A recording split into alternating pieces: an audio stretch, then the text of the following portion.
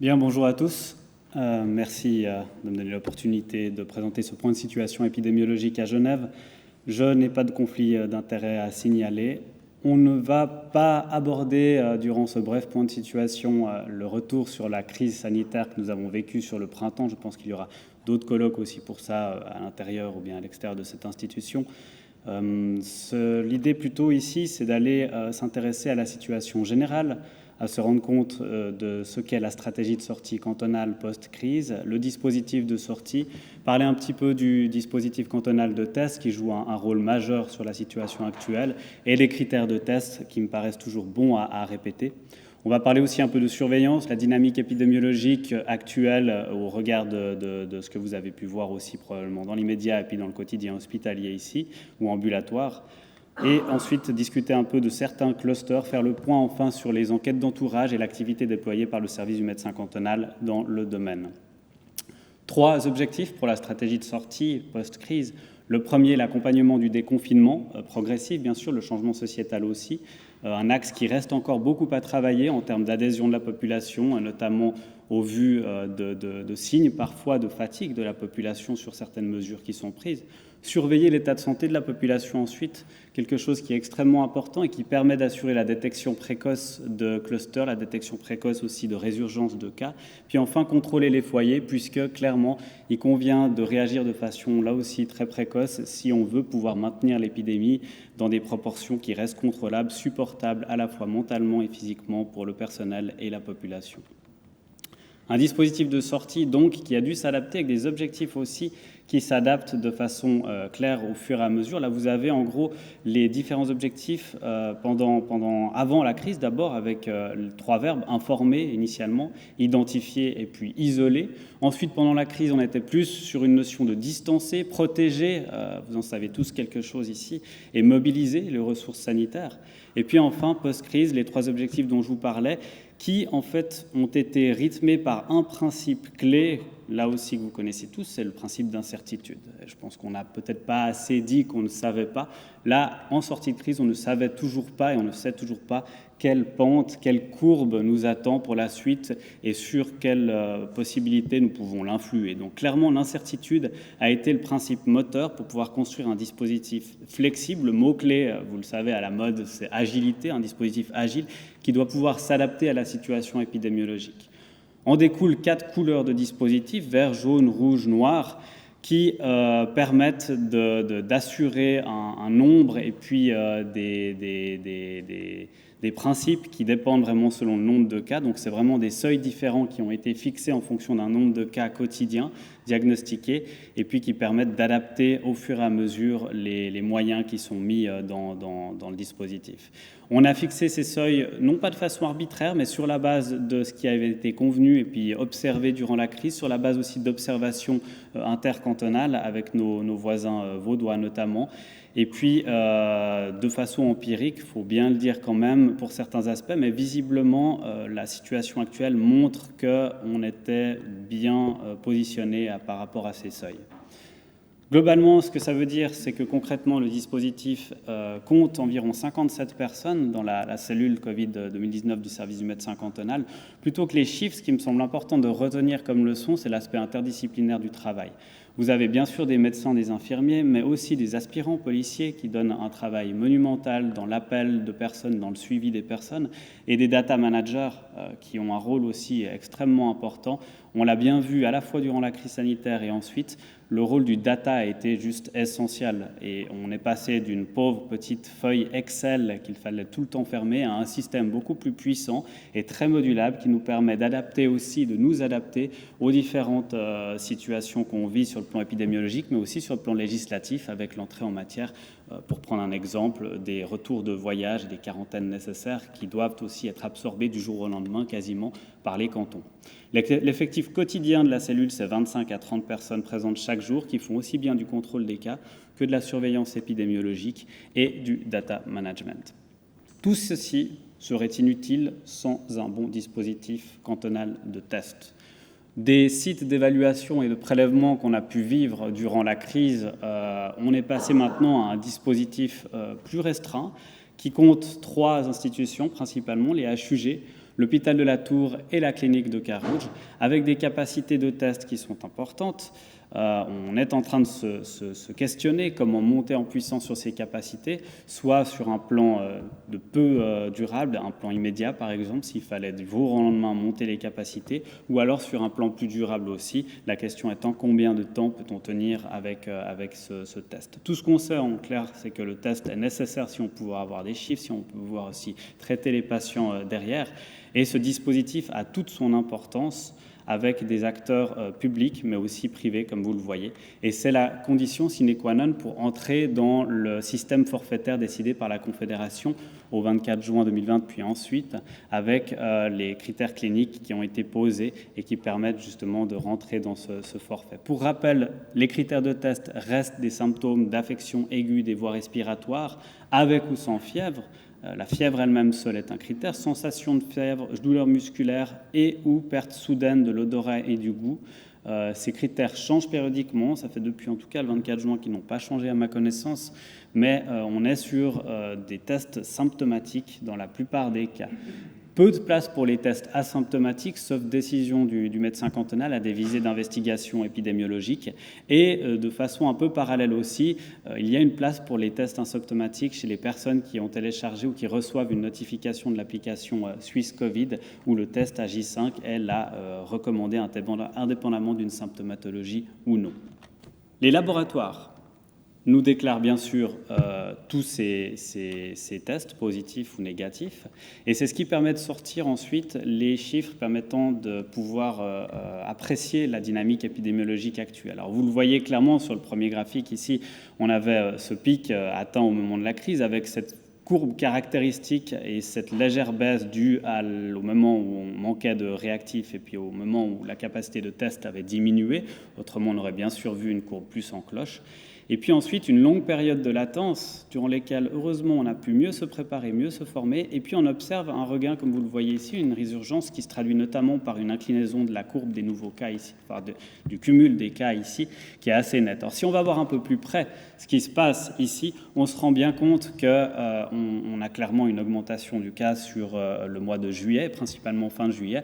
Et comme vous le voyez, un pic à plus de 60, 62, tout à la fin juillet, aux alentours du 27, 28, 29 juillet. Et puis ensuite, par la suite, on observe une nouvelle descente. On observe aussi de façon intéressante, probablement liée aux déclarations de laboratoire ou alors à des tests moins fréquents le week-end, que régulièrement, chaque dimanche à peu près, un nombre de cas inférieur est enregistré. Malgré ça, une augmentation très nette de la courbe qui commence visiblement à diminuer ici. On ne sait pas. Pour l'instant, c'est trop tôt pour dire si on assiste vraiment à une diminution et puis si le chiffre de 62 était vraiment un pic ou pas. On prend les choses, on a tous appris, je crois, pendant cette crise sanitaire et ensuite à prendre les choses avec prudence en termes d'information. Et puis, là encore, le principe d'incertitude revient à la charge. On regarde ce qui se passe. Ça fait une semaine qu'on voit une légère diminution du nombre de tests positifs à Genève, mais c'est encore trop tôt pour dire si on a passé ce petit seuil. Alors, vaguelet ou tsunami, aucune idée pour le moment, mais on a observé en tout cas ce signe de résurgence ici. Quand on remarque les résultats positifs, c'est toujours intéressant de savoir et de le comparer au nombre de tests totaux qui sont réalisés à Genève. Comme vous le savez, on peut parfois sous-tester, avoir beaucoup de personnes positives, pas assez de tests et avoir un taux de positivité artificiellement très haut. Ici, ce que vous observez, c'est clairement la résurgence ici avec l'augmentation du nombre de tests positifs ici. Et vous voyez que le nombre de tests global réalisés à Genève reste bon, reste quasiment superposable à celui de la sortie de crise, donc environ 4000. C'est un nombre qui est en tout cas jugé suffisant pour pouvoir enregistrer une bonne activité épidémiologique à Genève. Bien sûr, sous réserve qu'il n'y ait pas de biais de sélection sur les populations qui se font tester ou qui se font moins tester. Et ceci, c'est en cours d'étude. Le taux de positivité que l'on conclut ici, c'est la courbe que vous voyez là.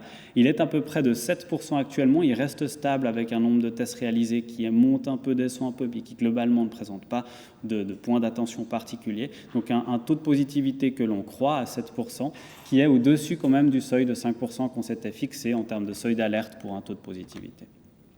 Ce qui est intéressant par contre avec ces données, c'est de s'intéresser un peu au type de population, à la population testée positive et à se rendre compte un petit peu de qui il s'agit. Vous avez ici la pyramide des âges des personnes qui ont eu un résultat positif du 24 février au 31 mai. Donc durant les 3 mois que l'on a connus à Genève, vous voyez une courbe sur cette pyramide des âges qui se révèle relativement homogène, avec une prévalence bien sûr des populations jeunes, mais une représentation importante des populations plus âgées.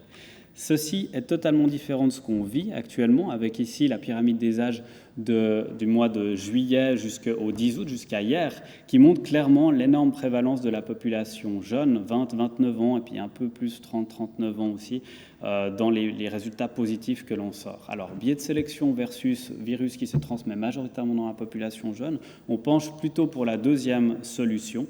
Et c'est ce qui explique notamment ce genre de graphique que l'on peut faire avec un bon contact tracing et qui nous montre clairement, par exemple, l'implication d'établissements festifs ou que ce soit des fêtes privées, des fêtes commerciales ou d'autres aspects, et puis qui montre clairement cette implication dans la propagation virale bien connue, étant donné qu'elle apprécie, comme vous le savez, la promiscuité et la densité. Donc vous avez par exemple ici, à partir d'un cas index, les cas secondaires que l'on a pu enregistrer, leur lien entre eux, avec par exemple des contaminations à la maison à partir de contaminations plutôt sociales, et on arrive à remonter jusqu'à 4 niveaux avec des cas quaternaires, par exemple dans l'entourage familial d'une autre personne. Ceci, c'est des choses qui sont probablement aussi inhérentes à la population qu'on enregistre actuellement. Vous avez vu probablement les interventions sur les médias récentes liées aux jeunes dans les milieux festifs. On arrive à savoir ceci aussi parce qu'on arrive à mener des enquêtes d'entourage. En sortie de crise, et avant même que la Confédération ne le demande, nous étions capables de mener des enquêtes d'entourage complètes avec une bonne anticipation. Donc avant même la date du 1er juin ici, nous avions commencé à faire des enquêtes d'entourage et à du coup mettre des gens en quarantaine autour des contacts, autour des cas index. Pour rappel, l'isolement, ce sont pour les personnes testées positives avec une infection aiguë au SARS-CoV-2, et la quarantaine, elle, est une mesure préventive qui est réservée aux contacts étroits de ces personnes. On entend toujours par contact étroit les contacts intimes, les contacts vivant sous le même toit, et ce, à moins d'1,50 m pendant plus de 15 minutes, sans protection. Donc on reste sur cette définition des contacts étroits, et c'est sur la base de cette définition que l'on va décider si oui ou non une quarantaine est nécessaire. Hier, à Genève, vous aviez du coup une trentaine de nouveaux cas, dont environ 25% étaient déjà en quarantaine, des gens que l'on connaissait qui se sont positivés. Signe de contrôle de la maladie, signe aussi de qualité de l'enquête d'entourage. C'est bien sûr un chiffre, vous imaginez bien qu'on monitore de très près. S'il monte, on est plutôt heureux. Si on descend, ça veut dire qu'on perd un peu le contrôle, et ça veut dire autrement qu'on ne met pas les bonnes personnes en quarantaine ou que la quarantaine est peut-être inutile. 206 personnes en isolement, 117 nouvelles quarantaines, 687 quarantaines en cours et 1379 quarantaines de retour de voyage, un nombre qui ne cesse d'augmenter, notamment au regard du changement dans l'ordonnance samedi passé, qui implique la présence de l'Espagne, par exemple, dans les pays jugés zones à risque. Les quarantaines à Genève, pour le dire clairement, on sait que c'est une mesure liberticide. C'est une mesure qui peut aussi mettre en danger l'activité sanitaire, l'activité conventionnelle de soins. C'est une mesure que l'on cible. À Genève, nous n'avons jamais eu la quarantaine facile, nous n'avons jamais mis 300 personnes d'un coup en quarantaine comme on a pu le voir dans certains cantons. Toutes les quarantaines qui sont décidées sont faites sur la base d'une enquête posée. On apprécie clairement si elle est nécessaire ou non au regard des mesures de protection qui auraient pu être prises.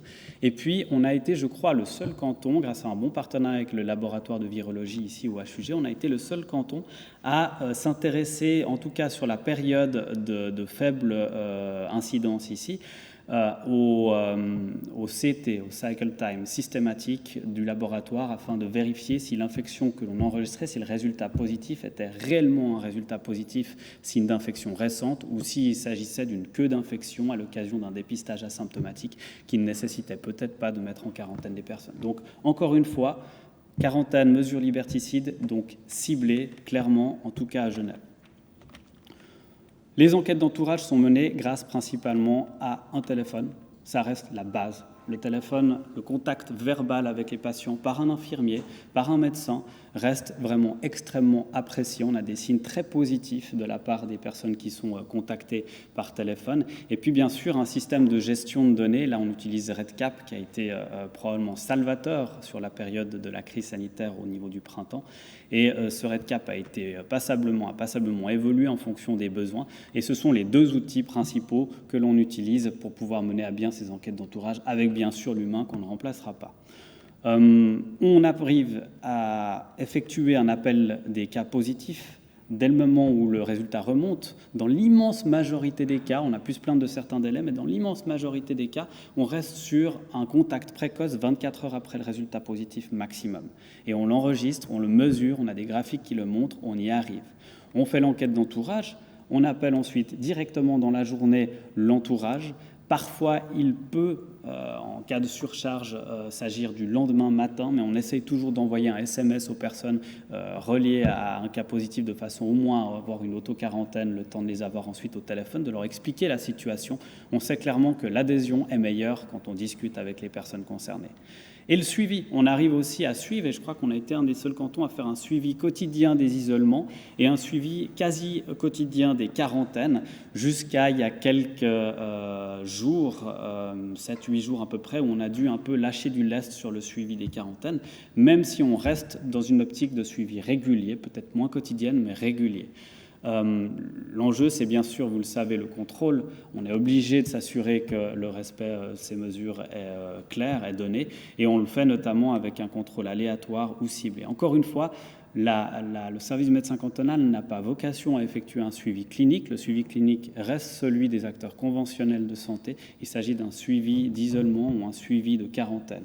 Bien sûr, on s'intéresse aussi aux questions de santé mentale, à la manière dont la personne vit son quotidien en quarantaine ou en isolement, de façon aussi à améliorer l'adhésion en donnant parfois, en orientant la personne vers des ressources potentielles qu'elle pourrait obtenir face à ses difficultés de vie, la quarantaine ou l'isolement étant, je vous l'ai dit et vous le savez, des mesures contraignantes.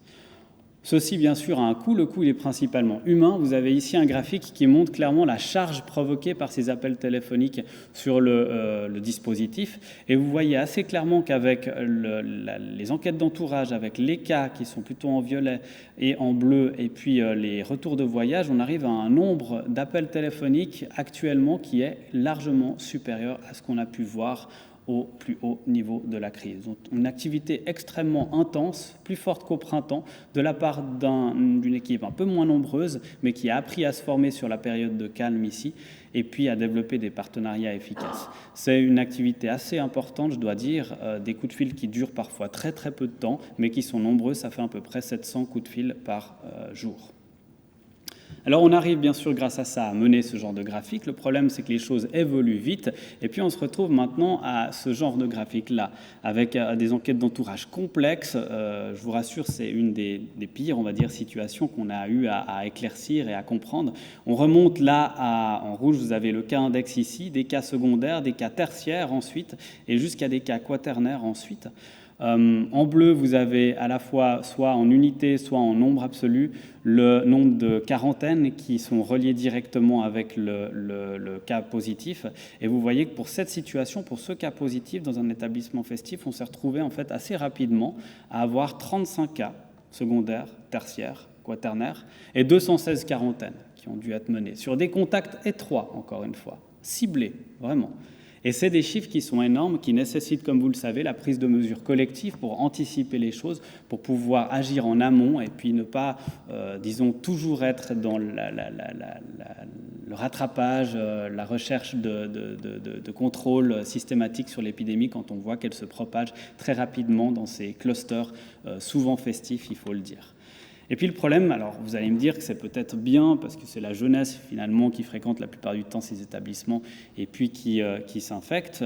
Le problème, c'est que c'est extrêmement difficile de couper les populations comme on a pu le voir ou quand on a pu l'entendre dans la bouche de certains experts. Difficile de ne souhaiter qu'une infection chez les jeunes, déjà parce qu'il y a des jeunes vulnérables bien sûr, et ensuite parce que ces jeunes ne font pas que fréquenter des établissements nocturnes, ils travaillent pour la plupart.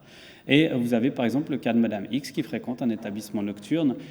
Nombreux cas positifs, malheureusement, dans cet établissement, travaille dans un établissement de soins le lendemain et devient positive. Le cas de Monsieur Y, pareil, qui fréquente un établissement nocturne aussi. Nombreux cas positifs dans cet établissement. Et lui travaille dans un EMS. Il devient positif. Là, quand on commence à avoir ce genre de signes qui apparaissent, on se méfie. On se dit qu'il y a vraiment quelque chose qui se passe et qu'on doit prendre des mesures collectives. Voilà, en conclusion, partenariat, clairement. On mesure très clairement les choses sur le fait que seul un service de l'État ne pourrait pas réaliser ce qu'il est en train de réaliser maintenant. Partenariat avec les laboratoires qui déclarent leur cas, bien sûr, et sur lesquels on insiste sur l'exhaustivité et la qualité des données, sinon on ne peut pas contacter les personnes.